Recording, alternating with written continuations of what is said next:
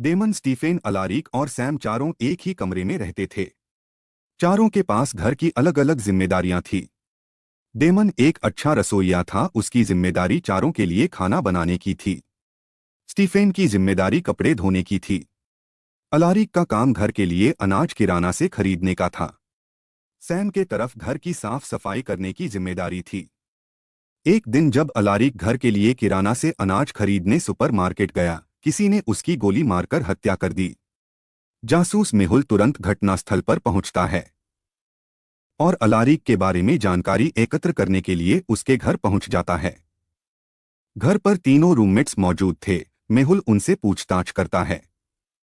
Daemon बोला, मैं तो खाना बना रहा था, देखो खाना तैयार है।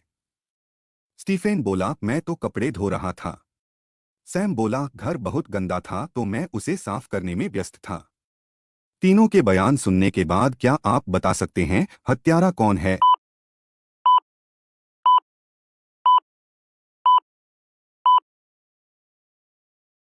अगर आप डेमन का बनाया खाना देखोगे तो उसने 3 लोगों का ही खाना बनाया था, क्योंकि उसे मालूम था अलारिक वापस आने वाला नहीं है, इसीलिए वही हत्यारा है। डेमन अपने 3 दोस्तों के साथ पार्टी करता है और बहुत ज्यादा पी लेता है। 3 लड़कियों में से एक लड़की उसे टैक्सी से घर छोड़ती है। जब सुबह वह सोकर उठता है तो उसे पता चलता है कि उसका पर्स और घड़ी गायब है। तुरंत उस बार में वापस जाता है जहां उसने कल रात पार्टी की थी और उन्हें कल रात के फुटेज दिखाने को कहता है। इन 3 लड़कियों को देखने के बाद आप बता सकते हैं कि चोर कौन है?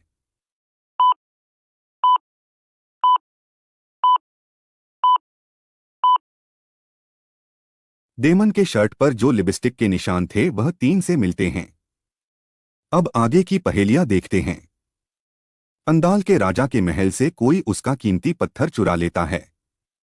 राजा अंदाल के सैनिक 4 संदिग्धों को पकड़कर महल में लाते हैं।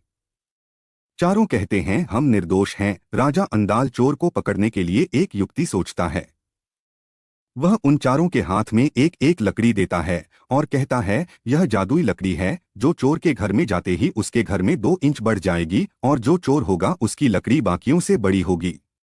चारों लकड़ी अपने पास ले लेते हैं और अपने अपने घर चले जाते हैं। अगले दिन चारों अपनी अपनी लकड़ी के साथ राजा के पास वापस आते हैं। उन चारों को और लकड़ी को देखकर राजा समझ जाता है कि चोर कौन है। क्या आप बता सकते हैं चोर कौन है?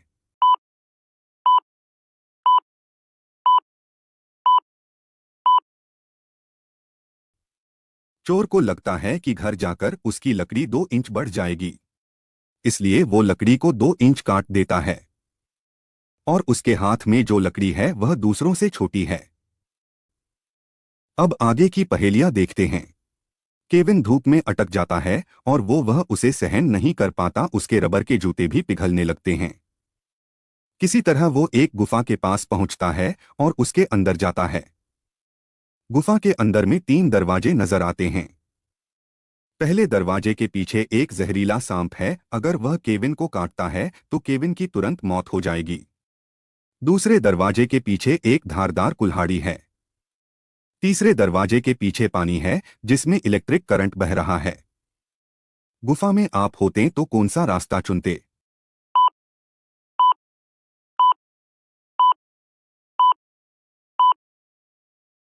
केविन ने रबर के जूते पहने हैं जिन पर इलेक्ट्रिक करंट का कोई असर नहीं होता।